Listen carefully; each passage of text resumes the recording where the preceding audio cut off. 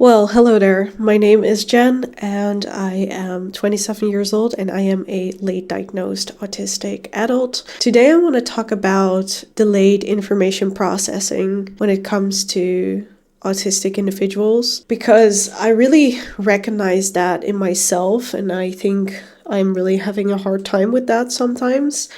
And that is also why I script my videos. But at the same time, it does feel less authentic because I want to be able to just talk in front of the camera and being able to be able to produce fluent words.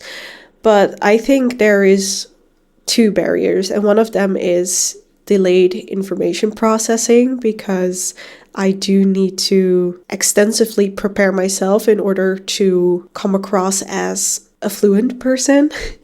And at the same time, it's also about the fact that English is not my native language.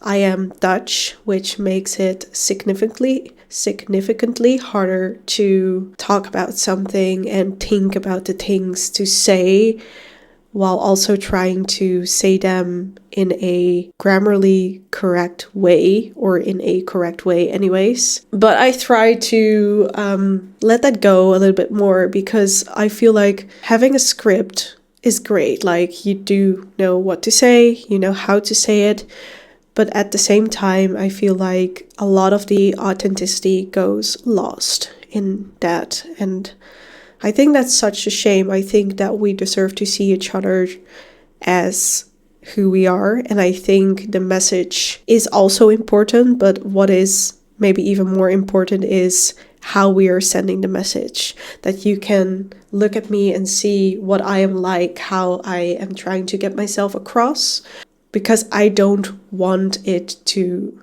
look easy or like there's nothing going on, or I don't have struggles. I think the point of this YouTube channel is to also show that I do have struggles, and I'm having a hard time with formulating words and also translating them in my mind. So I think that was something I wanted to say beforehand, before starting the video about delayed information processing. So I didn't prepare this video at all, which I think is a little bit scary. I'm a little bit tense about it, because what if I say something wrong, or what if I don't know the words? And at the same time, I'm like, well, Jen, if that's the case, you're just going to record it again. You do have a second chance here. So it's not like your life depends on this video going absolutely perfect. That's not how things work, of course. So let's dive into the video. But before we're going to do that, please, you would really help me if you would follow me on YouTube. And I also do have a TikTok, so I would really appreciate it if you follow me there. I will just put all of my social media info into the description box below, so you will not miss out on any of my content, and at the same time it will become easier for you to find me on other platforms. So the subjects I'm talking about, because I did a little bit of prep work, the subjects are on the screen on my right, so I might sometimes look on my screen to remind myself what I was talking about again. But the first thing I want to talk about is cognitive delays. What I am noticing, especially lately now that I am in autistic burnout, what I notice is that I process information a lot slower than people around me.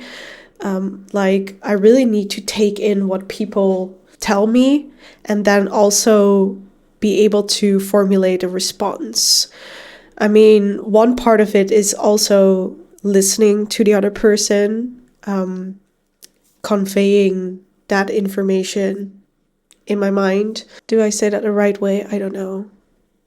But like, process the information in my mind. And at the same time, I also need to formulate my response and just come up with something that I want to say. And another part of me is about really getting lost in my own thoughts, because I do have a lot of layers of thoughts, basically. I even notice it now that when I'm talking to you, I do have like 5 layers or even more of thoughts, and I all want to talk about them at once, but that is not possible because I still need to finish this sentence. And I also feel like it has something to do with my ADHD brain, like partly being very busy in my head, being easily distracted. But at the same time, it's also about, I don't know, just not processing information in a linear way, if that makes sense. I do have a very associative brain, so that means that if someone tells me one thing, it sparks 10 different topics and subjects in my mind, and it's really hard to grasp one of them clearly. So I think that that might be the reason of finding it hard to follow along in a conversation. And sometimes I do think I do have a slower working memory. So working memory is really responsible for holding information in your brain. And that is my watch. And be able to actually come back to the things that have been said. But I think I do have a hard time with that because I'm already busy with so much processes in my brain that I don't sometimes remember what the other person said or that little detail, because when you're so busy in your own head, it's really hard to follow the other person. That makes sense. And I think that a part of my delayed information processing also comes or happens because of the fact that people are talking to me. I find it harder to process information out loud. So if someone is talking to me, I really need to tune in to what they're saying, because if I don't, it sounds like complete gibberish. I don't know if that makes sense. Do you experience the same thing? That's also the reason why when I watch a movie, I really need to put subtitles on, because if I don't have that, I am literally not able to follow what they are talking about, even if it's in my own language. So that is why I use subtitles for people that are deaf or can't hear very well, because it's really easier to follow along. And it was really strange because for a long time I didn't know why I had that, why that was the case. But now that I know that I am autistic, and I also know that delayed information processing really is a thing, I finally understand the reason why. And before I knew that, I was quite ashamed of that fact, because when I was listening to friends, I noticed myself just nodding and just following along without actually following along and not really knowing what they're saying. But now that I am less ashamed of it, well, actually, I'm not really ashamed of it anymore.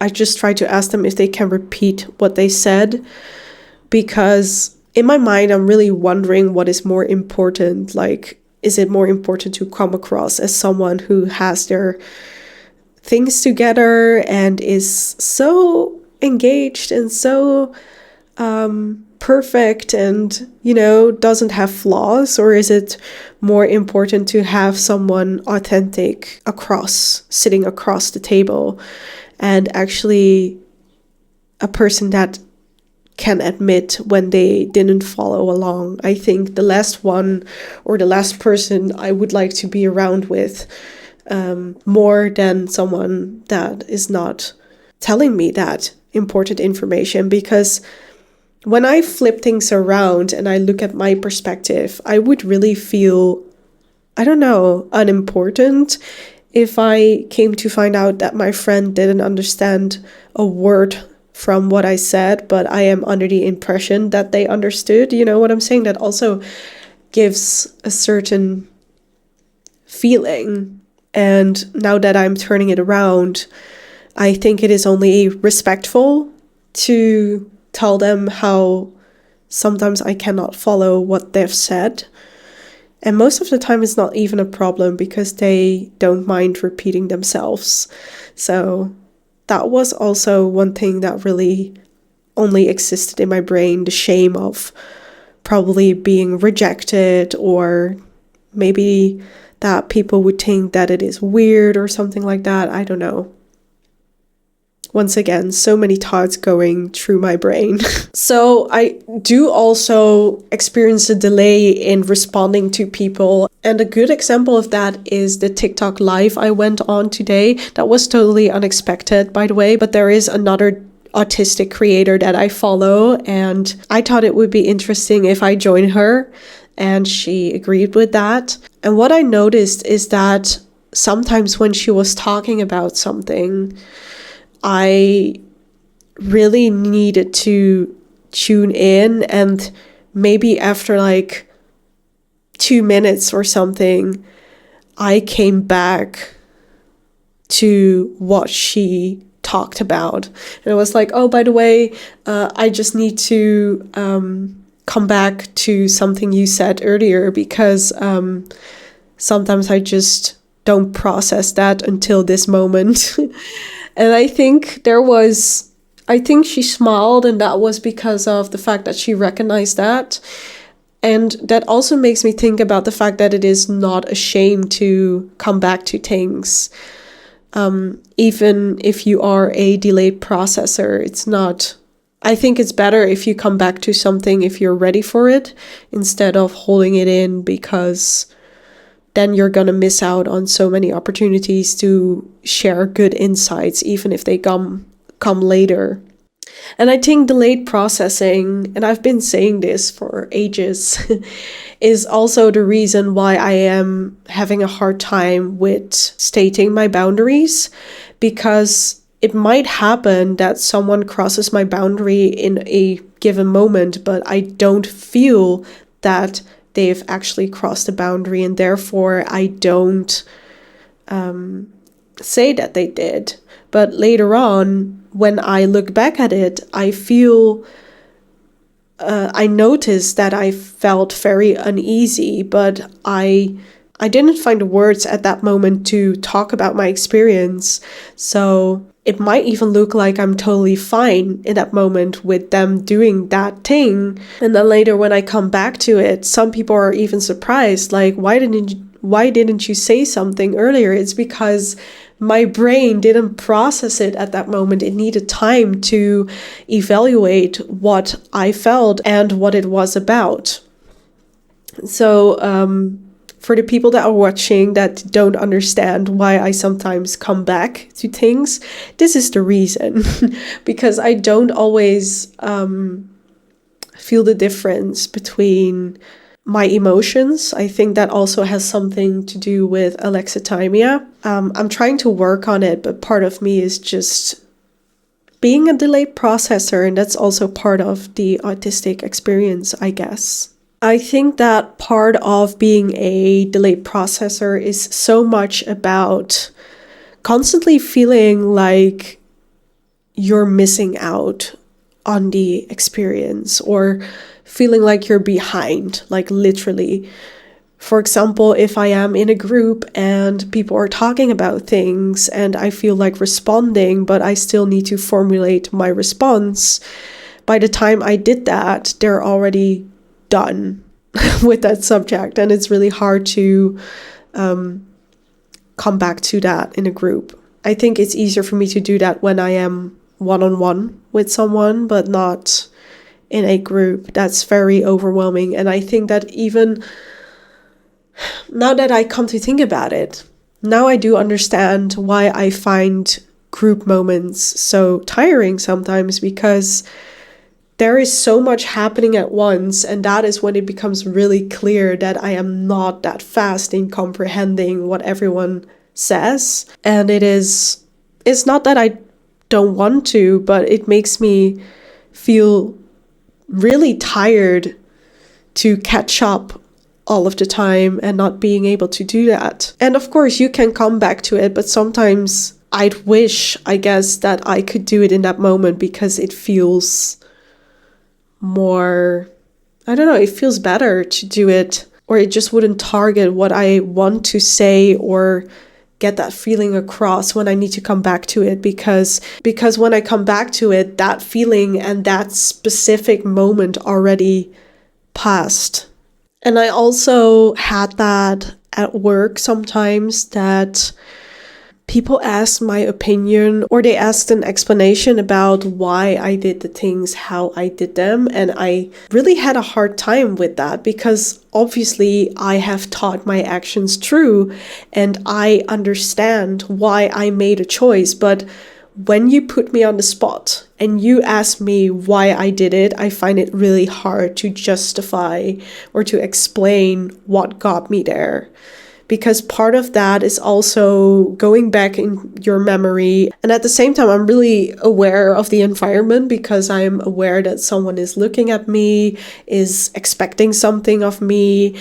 And while I'm thinking thoughts about that situation and being conscious about that, at the same time, I need to go back into my mind and think about the process of decision making and how that formed, That's really challenging to me. So to others, it might seem like I didn't think true. I didn't think my actions true because I'm not able to tell you. But if you would ask me like, hey, could you write down like a few sentences about your decision-making process and give that to me at the end of the day, I would easily be able to hand you over that information because I have had time to think about how I am going to get that information across. It's not necessarily the information about my decision making, but it's the information about how I should get that across.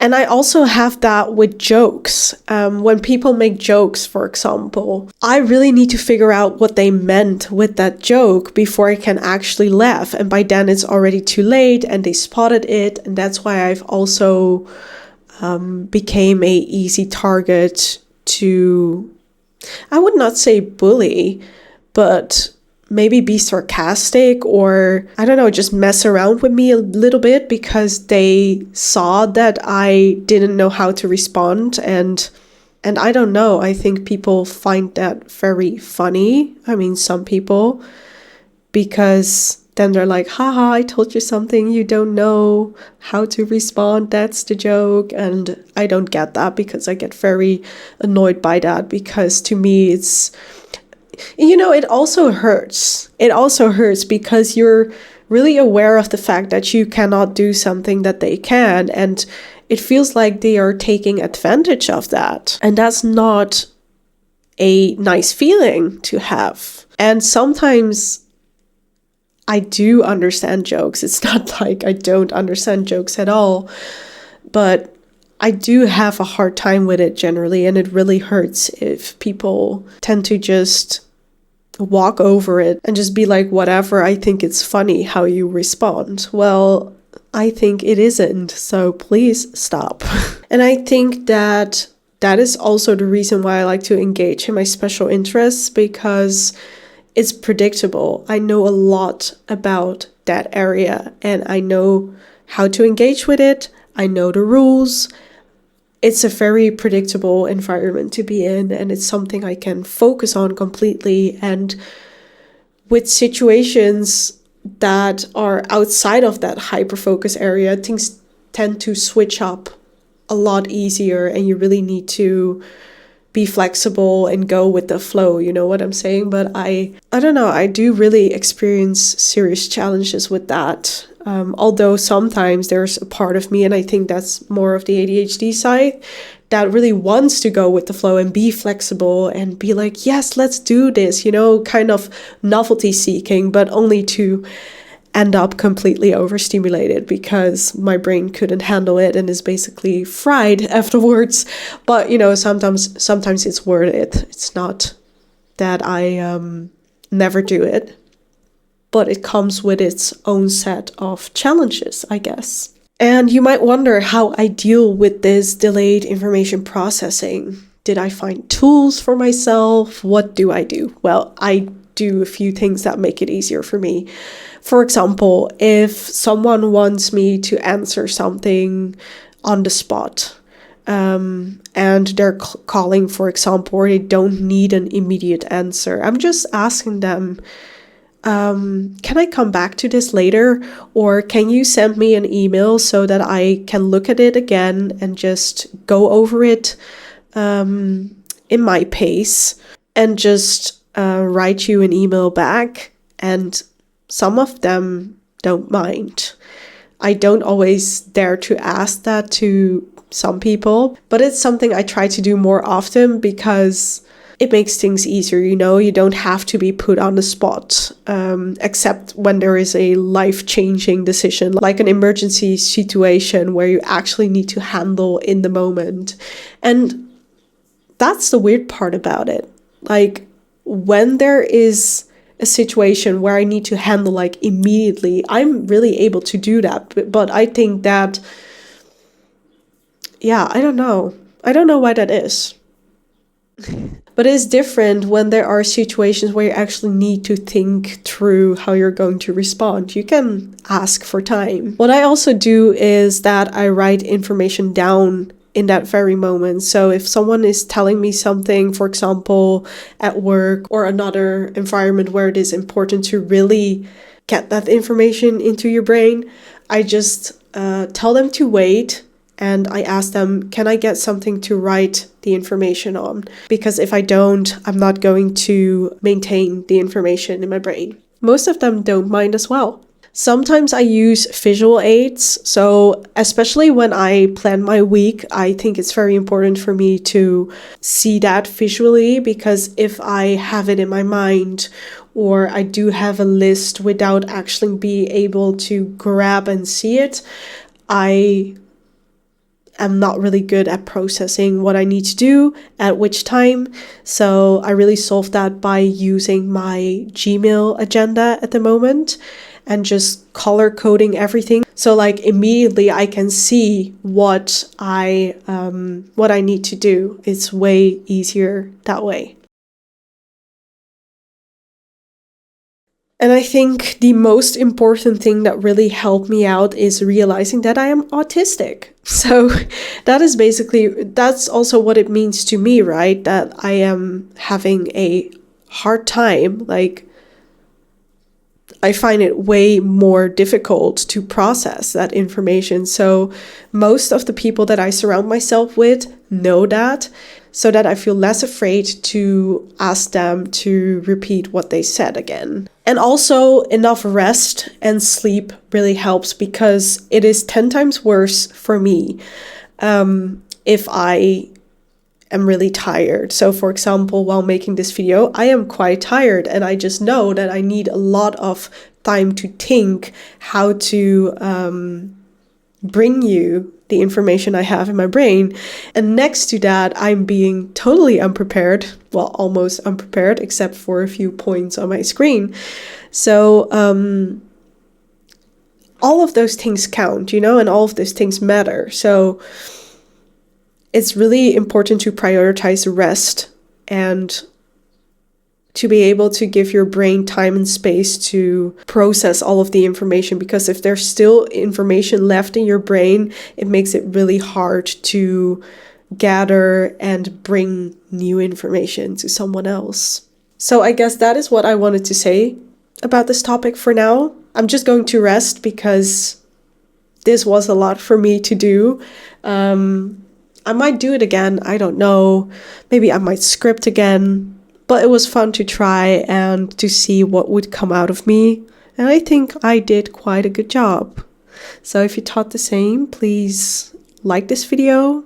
Also leave a comment. Let me know what you think about delayed information processing and if you have experience with that, because I really want to know if there are other people that recognize themselves in it. So thank you for watching, and I hope to see you the next time.